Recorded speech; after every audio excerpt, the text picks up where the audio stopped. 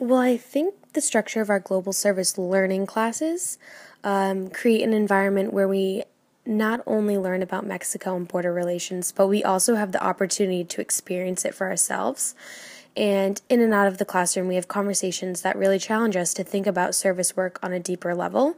And I think this really has helped change my perspective on social justice across borders.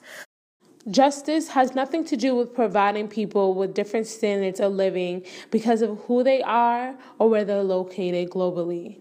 Has nothing to do with this concept of who is worthy and who is undeserving, but has everything to do with providing everyone with basic human rights that are free from stigma and free from autonomy. I saw firsthand the inequalities of the world, and despite all the inequality people suffer from, they still have genuine happiness.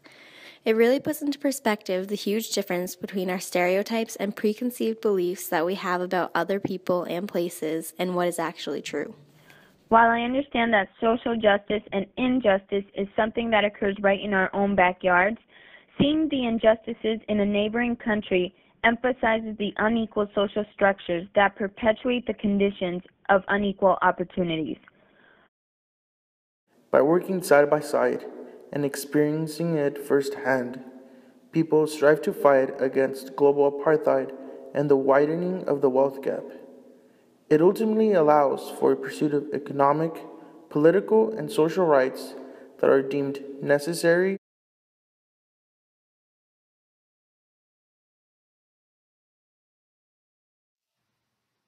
What is global citizenry? Well, I would say that for me it starts with the phrase El equipo sin fronteras. It means the team without borders, which I feel embodies the ideals of being a global citizen.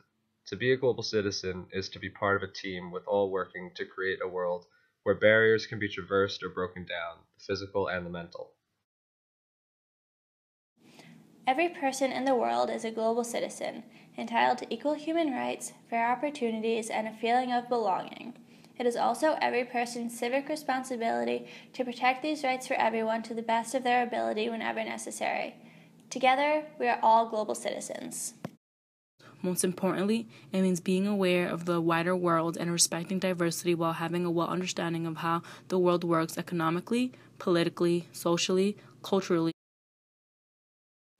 Identifying as a global citizen gives me a sense of belonging to a community that encompasses the whole world. Through this sense of belonging, I feel as though I have an individual responsibility to serve and advocate for those worldwide and to adopt changes in my own life to promote fairness.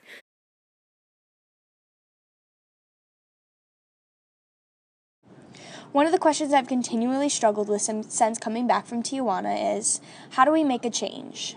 Even more basic, how do we get people to care?